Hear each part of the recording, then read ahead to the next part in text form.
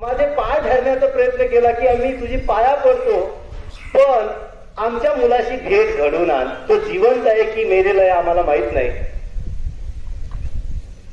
ते जेव्हा माझ्या पायाकडं सरकायला लागले तेव्हा मी मागे सरकलो आणि त्यांना म्हटलं, ठीक आहे, माझ्या मधला NSSचा स्वयंसेवक जागा झाला की नाही. नेटची परीक्षा मी पुन्हा कधीही देऊ शकणार. दरवर्षी वर्षातून 2दा नेटची परीक्षा देता येते, म्हणून या वेळेला नाही पुढच्या वेळेला देता येईल मला नेटची परीक्षा. परंतु आज मी गेलं पाहिजे. मी त्यांच्या सोबत गेलो आणि त्या आई वडिलांना गुजरातमध्ये त्यांच्या मुलाशी भेट घालून दिली. त्यांच्या मुलाचा पाय तुटलेला होता, हॉस्पिटलमध्ये खूप यातना भोगत होता आणि त्या आई वडिलांच्या डोळ्यामधले जे आनंद अश्रू मी पाहिले की मुलगा कसाही असा सापडला, ते आनंद अश्रू बघून माझंही हृदय भरून आलं आणि मला वाटलं माझ्या जन्मातलं सत्कर्म झालं, माझ्या जीवनाचं सार्थक झालं. मी NSS विचार करा, जर मी NSSचा विद्यार्थी स्वयंसेवक नसतो तर माझ्यामध्ये ती मदतीची भावना जागी राहिली नसती. मी नेटच्या परीक्षेला प्राधान्य दिलं असतं. दुसरी गोष्ट सांगतो, मी राजर्षी शाहू महाविद्यालयामध्ये ज्या वेळेला जॉईन झालो त्यापूर्वी BEdला असताना मला सर NSSचे 10 मार्कांचा लाभ झाला होता.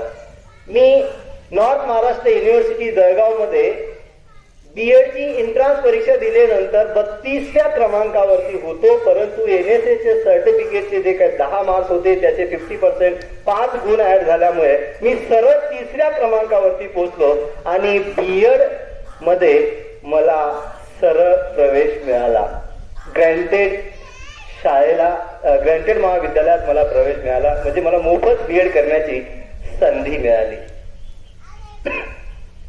राजर्षी शाहू महाविद्यालयामध्ये आल्यानंतर 2016-17 साली आपल्याला माहित आहे की लातूरमध्ये खूप मोठा दुष्काळ होता पाण्याचा. पाऊस व्यवस्थित न झाल्यामुळे सर्व शेतकरी हैराण झालेले होते, सर्व लातूर शहरातील लोक हैराण झालेले होते. आणि अशा वेळी माझ्याच महाविद्यालयातील एक विद्यार्थी, रेणापूर येथील अपडाऊन करणारा विद्यार्थी होता, मेकले आदिनाथ. त्यानं रेल्वेमधून येत असताना त्याच्याकडून चुकीनं रेल्वेमधून उतरताना पाय घसरला आणि रेल्वेच्या खाली पडला. गुडघ्याच्या थोडस वरून त्याचा पाय रेल्वेच्या चाकाखाली आला, तुटला. कसा तरी त्या विद्यार्थ्याला कोणीतरी शासकीय वैद्यकीय हॉस्पिटलमध्ये पाठवलं आणि लातूरच्या सिव्हिल हॉस्पिटलमध्ये आल्यानंतर तिथं व्यवस्थित उपचाराची सुविधा होती, परंतु त्यामध्ये दिरंगाई होती. आणि सह्याद्री हॉस्पिटल डॉक्टर किनीकर साहेबांचं जे काही राजीव गांधी चौक लातूर येथे आहे त्या हॉस्पिटलमध्ये ऍडमिट झाला. मला कोणीतरी एका विद्यार्थ्याने येऊन सांगितलं, सर आपला विद्यार्थी मेकले आदिनाथ, त्याचा ऍक्सिडेंट झालं, हॉस्पिटलमध्ये ऍडमिट आहे, त्याचा पाय तुटला. जेव्हा मला ही वार्ता कळाली, मी माझ्या एका विद्यार्थी स्वयंसेवकाला घेतलं आणि त्या सह्याद्री हॉस्पिटलमध्ये गेलो. बघितलं काय, पाय तुटलेला, यातना भोगतोय.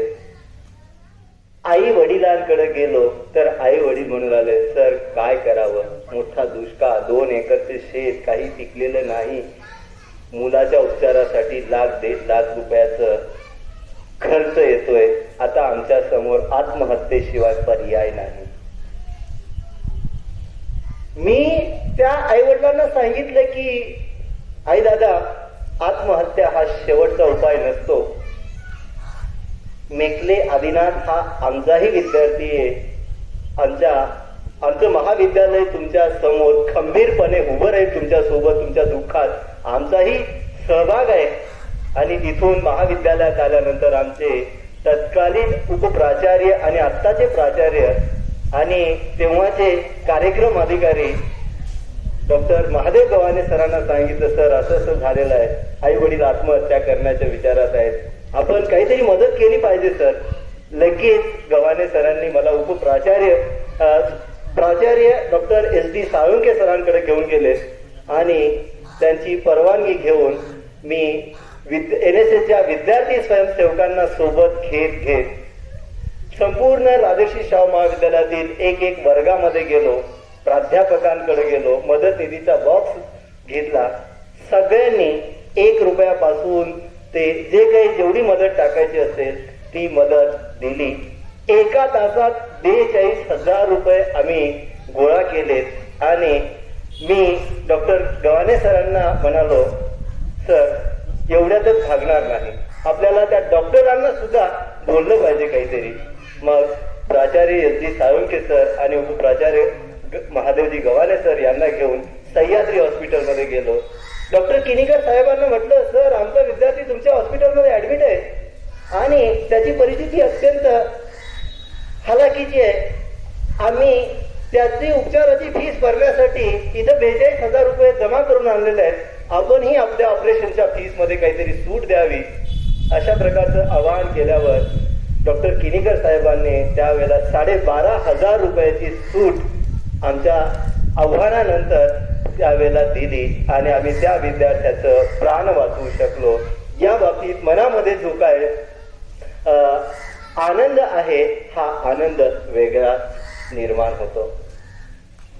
त्या विद्यार्थ्याचं पाय तुटलेला होता, त्याला पुण्यामध्ये कृत्रिम पाय बसवण्यासाठी एक स्थळ सांगितलं आणि तो मुलगा ज्यावेळेस आपल्यासारखा चालत माझ्या समोर आला तर माझ्या डोळ्यात देखील अश्रू निर्माण झाले आणि त्यानं माझ्या गळा भेटत घेतली. मला म्हणाला, गौरी सर तुमच्यामुळे मी वाचलो, तुमच्यामुळे मी आज चालू शकतो. मी म्हटलं माझ्यामुळे नाही, NSS मुळे. कोणामुळे? NSS मुळे. NSS not me but you ही भावना शिकवत, दुसऱ्यासाठी जगणं शिकवतं. विदा करंदीकर म्हणतात ना, देणाऱ्याने देत जावे, घेणाऱ्याने घेत जावे, देता घेता एक दिवस घेणाऱ्याचे हात घ्यावे.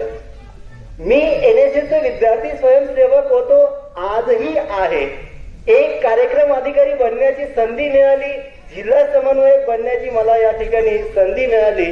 एक तो अधिकार नाही, अधिकारासाठी नाही मला ते जिल्हा समन्वयक बनणं आवडत, तर मला विद्यार्थ्यांची सेवा करण्यासाठी, समाज घडवण्यासाठी जी काही संधी मिळाली त्या संधीमुळे एक मला मोठं आनंद होतोय आणि समाजाच्या विकासामध्ये माझा एक खारीचा वाटा आहे याबाबत मला आनंद होतोय. विद्यार्थी मित्रांनो, NSSच्या शिबिरामधून आपण टाइम मॅनेजमेंट शिकतो. या ठिकाणी आपल्यामध्ये ग्रुप डिस्कस होतात. आपण ग्रुप डिस्कस करताना आपल्या विचारांचं आदान प्रदान करत असतो आणि आपल्यामध्ये जी काही शर्मेची भावना आहे, जिसने की शर्म उसके फूटे कर, विद्यार्थी आणि विद्यार्थिनी यांचे ज्या वेळेस 5-5, 10-10 विद्यार्थ्यांचा गट केला जातो आणि ते ज्या वेळेला ग्रुप डिस्कस करतात, त्यांच्यामधील मनामधील विचारांचे आदान प्रदान करतात, तर त्यांच्या मनामध्ये जे काही लाजेची भावना आहे ती कमी होते, त्यांच्यामधला न्यूनगंड कमी होतो आणि एक चांगला उत्कृष्ट स्वयंसेवक तयार होतो. टाइम मॅनेजमेंट करता येतं, लिडरशिप डेव्हलपमेंट होते, पर्सनॅलिटी डेव्हलपमेंट होते, व्यक्तिमत्व विकास होतो आणि अष्टांग व्यक्तिमत्व विकास निर्माण होतो. आणि अशा प्रकारे आपल्यावरती जे काही NSSच्या माध्यमातून राष्ट्रीय सेवा योजनेचे कार्यक्रम अधिकारी, आपलं महाविद्यालयातील NSSचं युनिट जे काही सुसंस्कार करतं आणि अशा सुसंस्कारातूनच मग पोपटराव पवार असतील, अण्णा हजारेजी असतील, सिंधुताई सपकाळ असतील, रवी बापटले साहेब असतील, अशा प्रकारचे चांगले चांगले व्यक्तिमत्व निर्माण होतात, ते जे समाजाच्या जडणघडणीमध्ये आपलं योगदान देतात. तर विद्यार्थी मित्रांनो, वेळ खूप झालेला आहे. आदरणीय डॉक्टर रत्नाकर बेडगे सरांनी आपल्याला खूप मोलाचं मार्गदर्शन केलेलं आहे, म्हणून मीही या ठिकाणी थांबतो आणि एक असं आव्हान करतो. संत कबीरदास म्हणतात ना, जब तू आया था जगत में जग हासे तू रोय, ऐसी करणी करते चलो तू हासे जग रोय. अशा प्रकारचं आपण देखील कार्य करायचे, सामाजिक विकास करता करता आपलं स्वतःचा विकास करून आत्मनिर्भरतेकडे वाटचाल करायची आहे. अशा प्रकारचे आपल्याला शुभेच्छा देऊन मी महाविद्यालयानं NSSचं वार्षिक विशेष योग शिबिर खूप उत्कृष्टपणे संपन्न केलं. त्यामुळे महाविद्यालयातील कार्यक्रम अधिकारी आदरणीय Boygaonkar sir, doctor Arvind Kadam sir, doctor Govind Adawale sir, Dilip Kshirsagar sir, Balaji Torpade, विद्यार्थी, सर्व स्वयंसेवक या सर्वांचं अभिनंदन करतो आणि माझ्या वाणीला विराम देतो. धन्यवाद.